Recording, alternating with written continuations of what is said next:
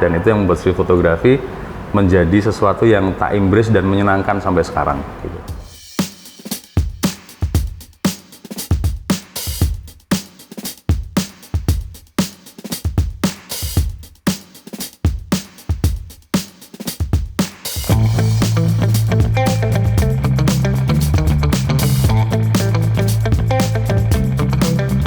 Fotografi itu saya tidak pernah langsung menuju kepada street gitu ya, karena kebetulan dari SD Bapak juga punya hobi motret dan Bapak juga arsitek gitu. Diajarin motret tuh semua hal gitu, semua genre, sampai dulu ketika ikut Bapak sering ikut rally foto, aku juga diajak gitu. Nah akhirnya itu membekas gitu, dari SD itu membekas sampai kuliah. Aku masih ikut komunitas fotografi di kampus, dulu ada namanya Disformat gitu ya, divisi seni fotografi mahasiswa teknik, dan dari situlah kemudian aku menemukan banyak kesenangan, banyak genre, dan akhirnya sampai ke street fotografi gitu. Nah street sendiri menjadi menyenangkan bagiku karena dia sesuatu yang sangat free dan bebas gitu ya, dan itu menyenangkan.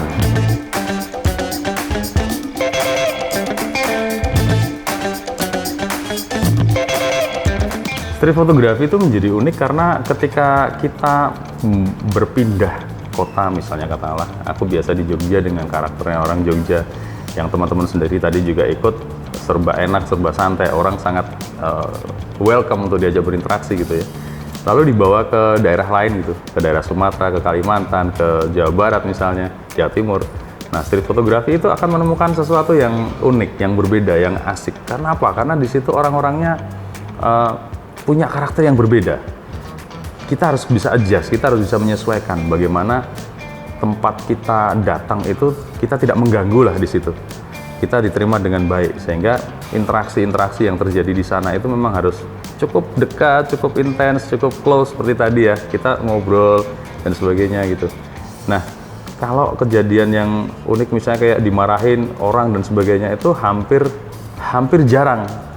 Hampir jarang sekali. Pernah ada orang yang marah-marah tapi nggak ke aku gitu ya, dia marah kepada teman-teman yang ikut gitu, karena nggak ngerti, mungkin kurang sopan lah dan sebagainya. Tapi aku selalu wanti-wanti nih, misalnya kamu kalau datang ke satu tempat, satu yang paling penting dijaga adalah kesopanan, karena itu adalah landasan kita untuk datang ke satu tempat yang itu bukan tempat kita, tempat asing gitu, tempat orang lain gitu, sehingga kesopanan itu menjadi sesuatu yang penting. Nanti kalau kamu sudah sopan dan kamu motret sama aku, kamu masih dimarahin sama orang, tak bela gitu. Karena pasti ada sesuatu yang salah kalau kita datang dengan baik-baik, berinteraksi dengan baik-baik, kita kulon-nuwun gitu kalau bahasanya begitu, insya Allah orang akan welcome dengan kita. Orang tahu intention kita, tujuan kita, orang tahu gitu. Nah ketika orang tahu, maka dia menerima dengan baik. Saya menggeluti hobi fotografi dari sejak 2017 untuk konseptual. Dari habis ke pandemi kemarin udah suka mengikuti event-event konseptual seperti ini.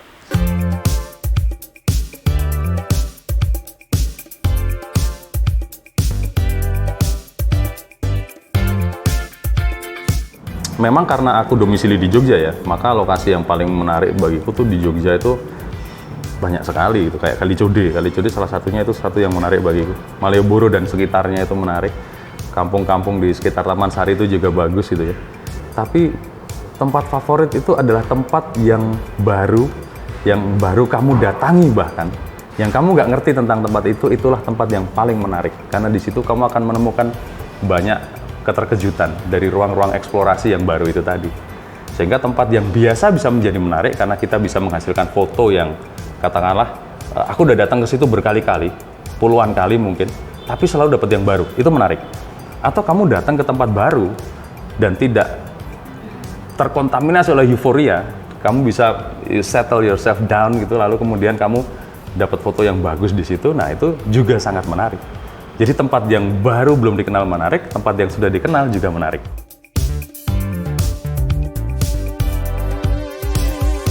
Saya sebetulnya memang karena memang saya suka foto human interest, dan saya punya beberapa spot foto yang memang tujuannya untuk konsep-konsep foto seperti ini, dan kita selalu berpikir untuk menyajikan konsep-konsep yang baru dan menarik tentunya.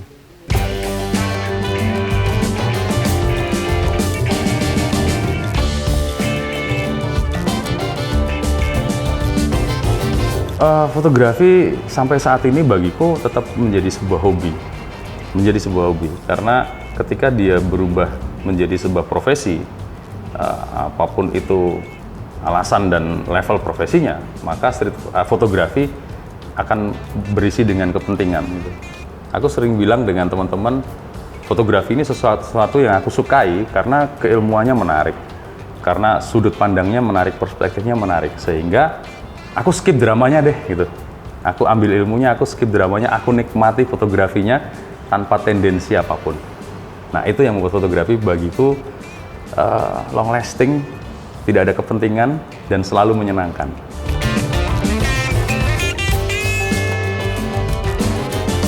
Kita sudah punya komitmen untuk spot foto, jadi mereka pada senang karena sudah diberi pengertian bila ada fotografer yang memotret kegiatan masyarakat di sini, itu dia ingin memberitahukan bahwa benar-benar masyarakat di sini masih kehidupannya alami, belum tersentuh lain-lainnya. Jadi fotografer itu juga merasa senang bila memotret kehidupan masyarakat sini yang masih alami.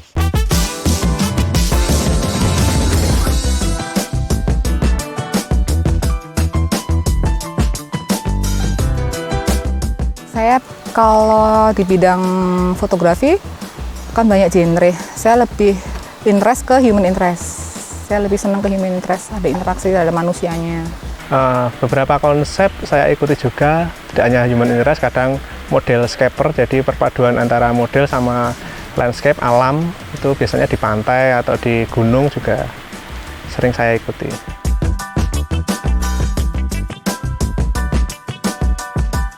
Mungkin dikatakan hampir tidak ada hubungannya ya, karena aku melihat hubungan secara tidak langsung ada gitu. Karena di arsitektur kita, kata Le Corbusier, kamu juga arsitek gitu ya, kata Le Corbusier, arsitektur adalah permainan massa di bawah cahaya. Maka fotografi juga adalah melukis dengan cahaya. Pada level yang lain dia sudah tidak lagi melukis dan menulis dengan cahaya. Maka sama-sama ada yang berperan di sini, ada cahaya, ada komposisi, ada repetisi, ada permainan warna, ruang dan bidang. Itu menjadi koneksi antara bidang arsitektur dengan fotografi. Tapi jalanan sendiri bagiku menjadi sesuatu yang menarik karena di situ ada sisi manusia. Kita membuat sebuah desain itu mewadahi apa yang diwadahi, aktivitas manusia. Maka aktivitas manusia yang ada di jalanan yang penuh dengan dinamika dan interaksi itu sesuatu yang bagiku sangat-sangat menarik karena manusia menjadi subjek utama. Kota tanpa manusia tidak akan jadi kota. Arsitektur tanpa manusia tidak akan jadi arsitektur gitu. Sehingga manusia itu menjadi subjek utama dalam apapun itu ranah keilmuannya.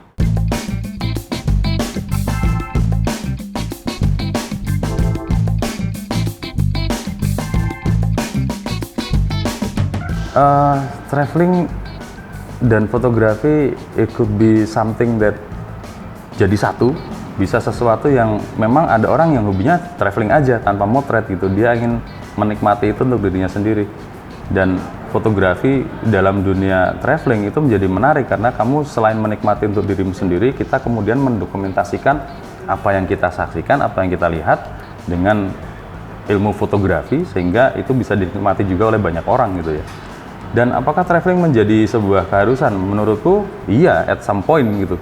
Karena traveling itu satu memperluas khasanah, memperluas wawasan. Tanpa traveling, tanpa perjalanan kita tidak akan luas wawasan kita. Tapi keputusan untuk memilih genre street ini kemudian juga menjadi hal yang menarik karena ketika kita tidak bisa melakukan perjalanan yang jauh dalam jangka waktu tertentu karena contoh let's say pandemi gitu ya, kita tidak kehilangan sesuatu untuk tetap berkarya. Ketika kita jalan di tempat yang kita sudah kenal, ya pakailah mata turis gitu. Mata turis itu selalu tertarik dengan hal-hal baru. Bahwa di kota itu banyak hal, di tempat kita tinggal sendiri itu banyak hal-hal baru, meskipun momennya kecil-kecil. Sehingga the best equipment is our feel and our eyes. Gitu. Sehingga fotografi aku selalu bilang sama teman-teman itu ada 3 hal yang penting tuh. 1 knowledge, 1 skill, 1 feel. Feel ini nggak boleh ditinggalkan karena disitulah kamu merasakan apapun itu, mau momen besar, momen kecil. Nah, street fotografi salah satunya adalah mengcapture momen-momen kecil yang terjadi hampir setiap hari. Karena di jalanan kita nggak pernah tahu dapat apa. Dan banyak sekali kejut-kejutan yang mungkin ketika sampai rumah baru kita sadari, oh ternyata aku dapat ini, ternyata aku dapat ini. We never know. Kita melihat dari baby's eyes. Gitu. Nah, itu akan banyak peluang-peluang terbuka kayak gitu.